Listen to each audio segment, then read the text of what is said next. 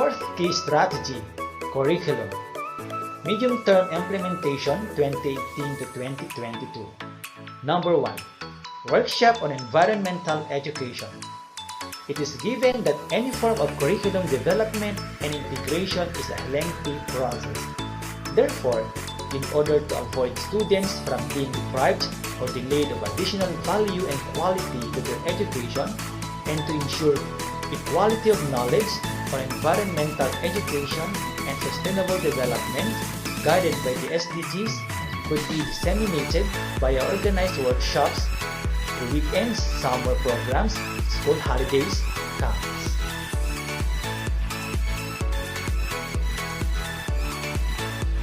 Strategy. The EU Switch PSC project has designed modules based on the SDGs for educational use. These materials are suitable for classroom use or to conduct workshops on sustainable development for all three levels of education: elementary, secondary, and tertiary.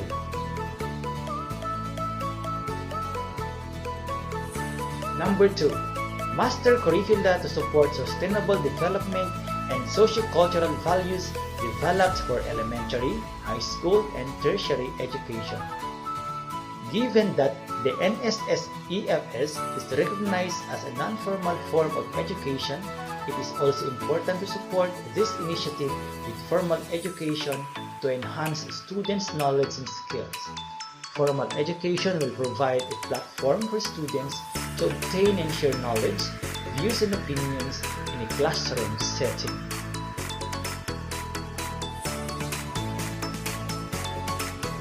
Strategy.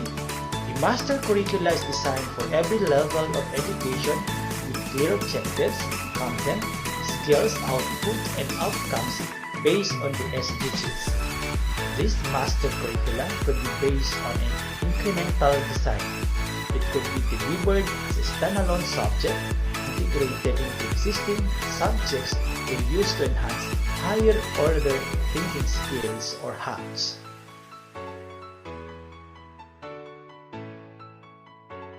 Number 3.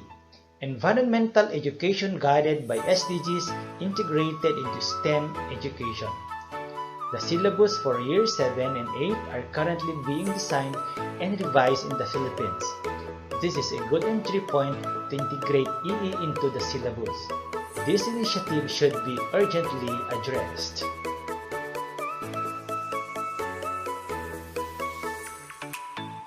Strategy. ESD and knowledge on the SDGs should be integrated into the Year 7 and 8 STEM education, preferably as a standalone subject or at least integrated into existing subjects.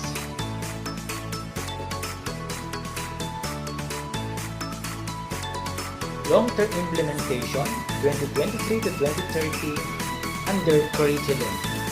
Number 1. Develop syllabus to offer environmental education as a compulsory elective subject in tertiary education.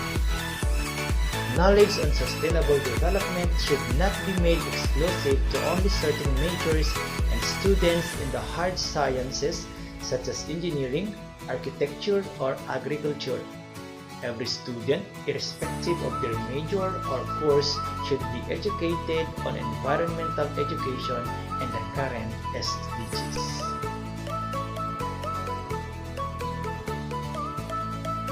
Strategy. Syllabus and course outline on sustainable development should be designed for tertiary education. This should be offered as a compulsory elective subject. Tutorials could be matched to students' major.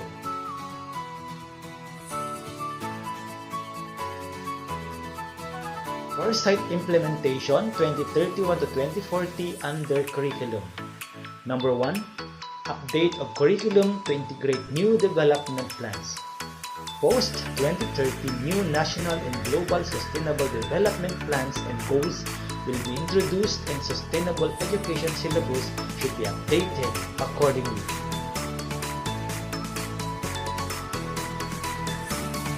Strategy. Update the curriculum of elementary, high school, and tertiary education to include post-2030 sustainable development agendas.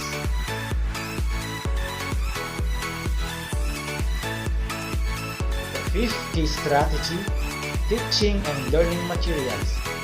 Medium-term implementation 2018 to 2022. Number 1.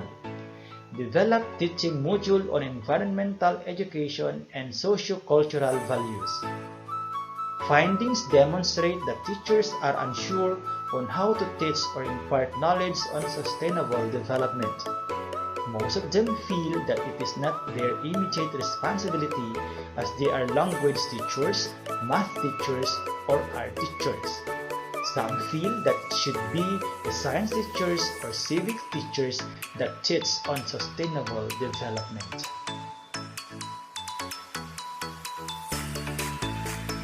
Strategy. The EU Swedish PSC program has developed an ESD teaching module that is not subject specific. Based on the current context, it was suggested to be used during the Araling Panlipunan subject but is not limited to any specific subject.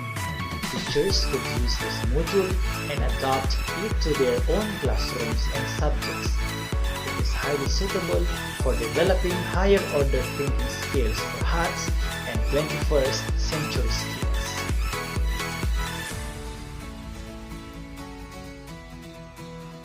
Number 2. Compile and provide recommended reading lists to school libraries. While the process of developing environmental education syllabus and modules is time-consuming, other short-term measures could be taken. One of the viable options is to compile and provide recommended reading lists and links to schools. This way, students and teachers will do their own referencing and self-directed learning.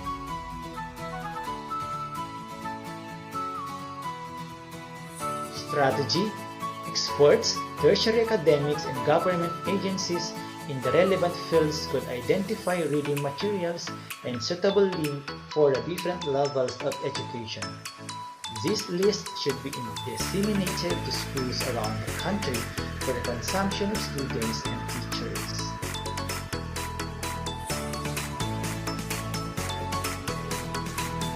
Long-term implementation 2023 to 2030 under teaching and learning materials. Number 1.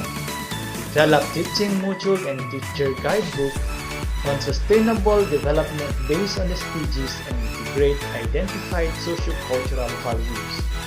As currently there are no specific teacher training or materials on environmental education in the Philippines, it is necessary to develop teaching modules suitable for the local context.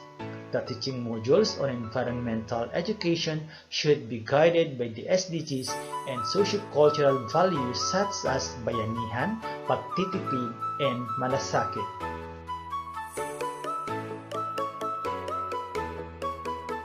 Other suitable cultural values could be included if necessary. These modules and accompanying teacher's guide could have teachers confidently delivering environmental education as either a standalone subject, integrated subject, or to develop HATS.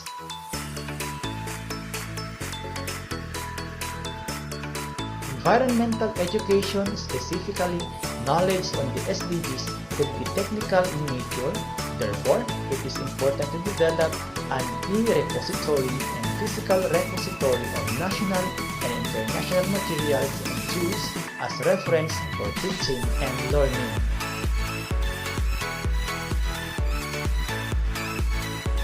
The relevant government agencies and the SDG subcommittees should take on the task to set up repositories at the school, regional, and national levels.